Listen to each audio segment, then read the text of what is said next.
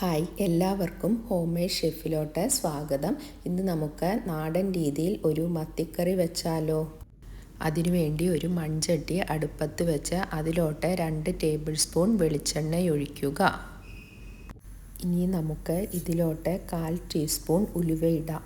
ഉലുവ പൊട്ടിയതിന് ശേഷം അതിലോട്ട് 10 ചെറിയ ഉള്ളി ചതച്ചത് ഇടുക. അതിനുശേഷം അത് 2 മിനിറ്റ് ഒന്ന് നന്നായി വഴറ്റുക.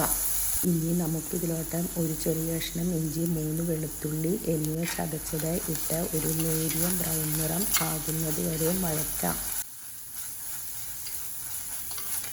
ഏകദേശം ബ്രൗൺ നിറമായിട്ടുണ്ട്. നമുക്കിതിലോട്ട് ഒരു ചെറിയ തക്കാളി, കുറച്ച് കറിവേപ്പില എന്നിവ ഇട്ടതിന് ശേഷം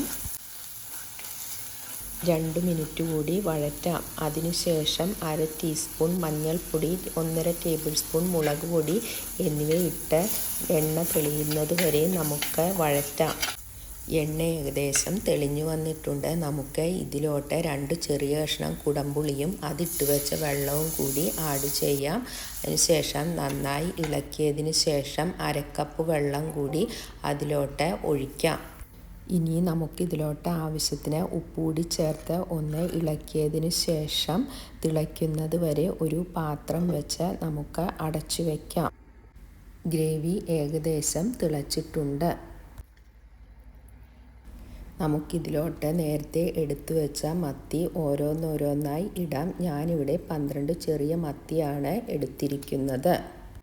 ഒന്ന് ഇളക്കിയതിന് ശേഷം നമുക്ക് ഇത് ഒരു പാത്രം വെച്ച് അടച്ച് ഒരു 6-7 മിനിറ്റ് വേവിക്കാം. നമുക്കിത് തുറന്നു നോക്കാം. മത്തിക്കറി ഏകദേശം റെഡിയായിട്ടുണ്ട്. വേണമെങ്കിൽ ഉപ്പ് നോക്കിയിട്ട് ആവശ്യത്തിന് ഉപ്പ് കൂടി അതിലോട്ട് നമുക്ക് ആഡ് ചെയ്യാം. ചട്ടി ഒന്ന് ചുറ്റിച്ചതിന് ശേഷം നമുക്ക് തീ ഓഫ് ചെയ്യാം. അതിലോട്ട് കുറച്ച് പച്ച വെളിച്ചെണ്ണയും കറിവേപ്പിലയും കൂടി ആഡ് ചെയ്ത് നമുക്ക് 2 മിനിറ്റ് ഇത് അടച്ചു വയ്ക്കാം. അങ്ങനെ നമ്മുടെ ടേസ്റ്റിയായ മത്തിക്കറി റെഡിയായിട്ടുണ്ട്. എല്ലാവരും ട്രൈ ചെയ്ത് നോക്കിയിട്ട് കമൻറ്റ്സ് അറിയിക്കണം. Thank you.